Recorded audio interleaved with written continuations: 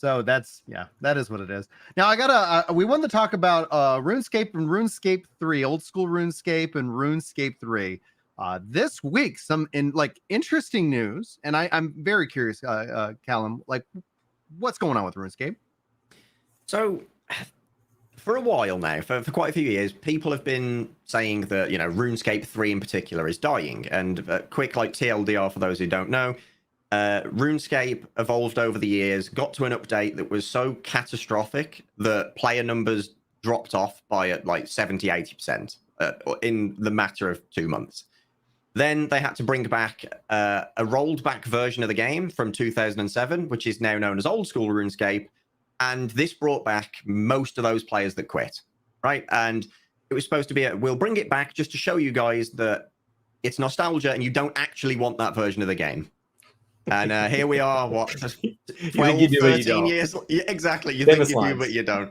We're now here beyond 10 years later, and it's still going strong. And it is now the dominant game of the two, which is wild to think about, considering that RuneScape 3 is, better graphics. I say better, that's, subjective, but it's higher fidelity. It's, there you go. You're prepared.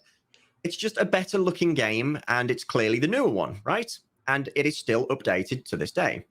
Now, as player numbers started to decline, they obviously started with microtransactions and battle passes, hero passes. We have to distinguish between those. They're apparently not the same, despite being exactly that. And of course, that caused this kind of death spiral. More players started to quit. And they eventually stopped publishing their online numbers of currently online players. However, on the Old School RuneScape website, that shows the total number of players online on all RuneScape services. So RuneScape 3 and Old School. It then also below, on the same page, shows just the Old School numbers. So, basic maths, subtract one from the other, there's the RuneScape 3 numbers. Now, this number, the overall total was, I believe it was 119,000 online players across all services. There was 101,000 online on Old School, meaning less than 20,000 players now active on RuneScape 3, which is still a healthy number for an MMO. There is no denying that. However, that's a big drop. That is a huge drop, and it's worrying a lot of people. For quite a few reasons. Number one, Old School RuneScape was brought back as a pure and clean version of the game. No microtransactions, ever. Absolutely none. There is no way to buy gear or buy cosmetics. None of that stuff. Well, what happens when RuneScape 3, the game that is the shield that guards the realm of men? Well, what happens when that falls? What happens to Old School? Do we go around the whole cycle again, where now that needs microtransactions to be sustainable? It's a bit of a messy business. Now, there's still development for Old School RuneScape, but it's it still gets updates, but they're kind of weird. So, the process, can you kind of outline a little bit of that process? Because it's atypical to every other game out there. Yeah, so you'd think that this sounds like a disaster waiting to happen, but it's kind of a silver lining. So as the game was brought back in its old school form, players were, getting to the end of the content, or, running out of content because it was from 2007. So people were like, oh, you should add this update. And then they're like, okay, well, we'll add the God Wars dungeon. And then we'll add the next update. Well, yeah, but we don't want that. That was terrible. So Jagex are now in a position of, okay, well, we don't want to screw this up again. So what do we do? And they did a poll on that specific update, and it was okay, well, most of them want this. So, over a 70% vote of yes, we'll take it. We'll add that.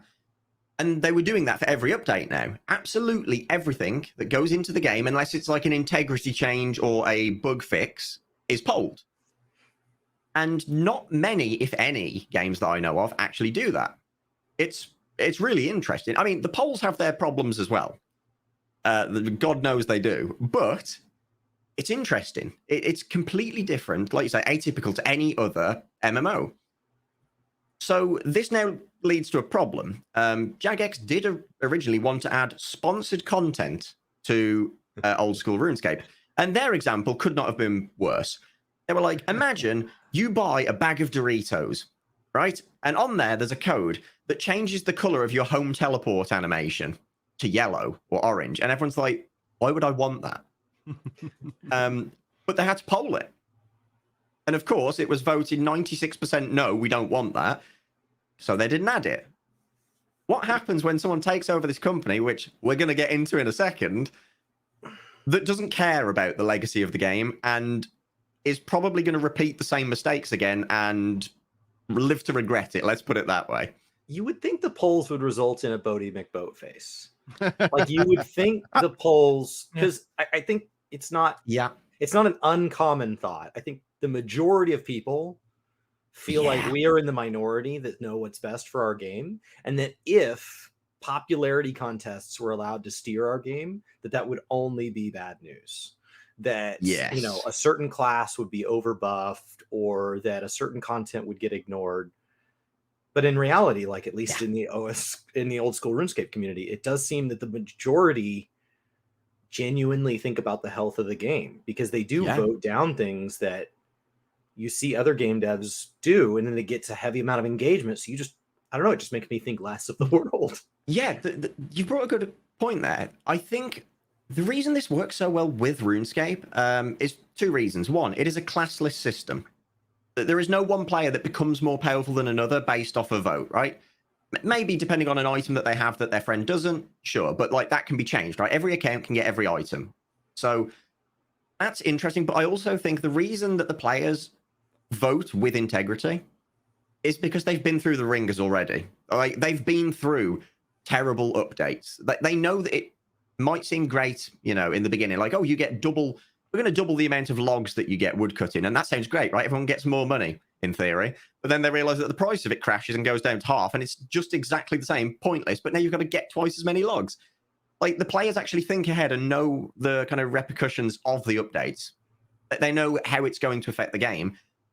And I think that can only exist because these people have been through this with the original version of the game.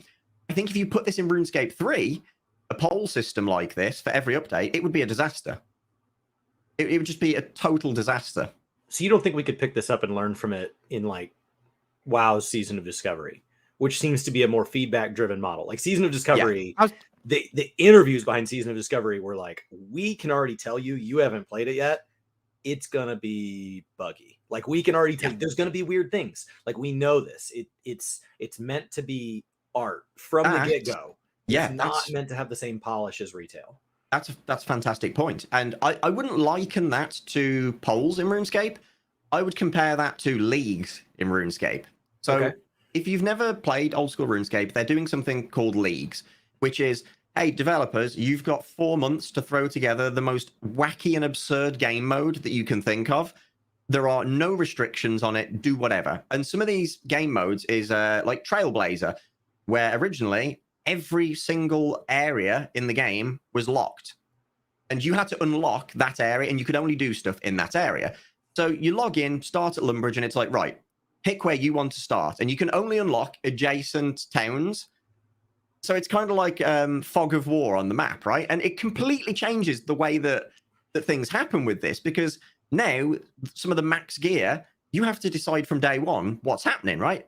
Because the max mage gear might be in one area, and you have to decide day one, am I planning to use mage? Cool, I'm probably going to want to go there. So I need to start somewhere near there and be able to get to there.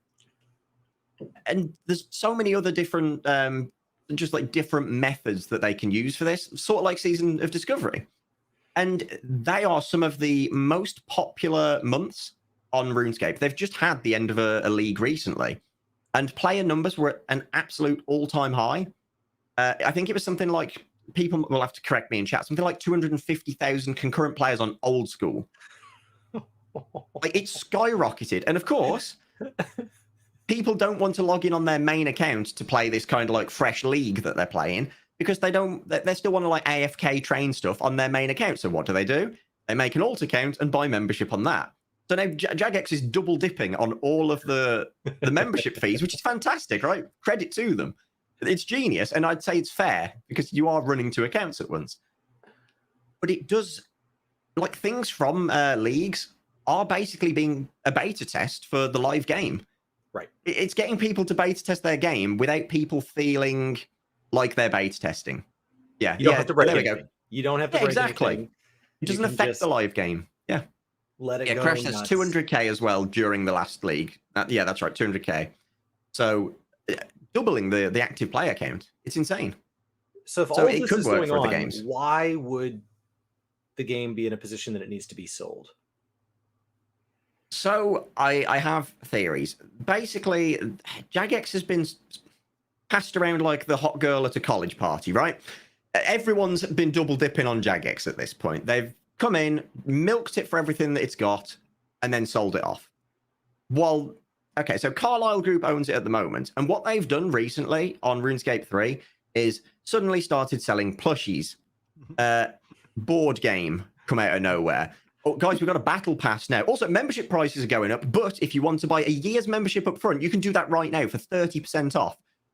Don't you have like a good a quarter. wheel that you can spin as well that you can pay for?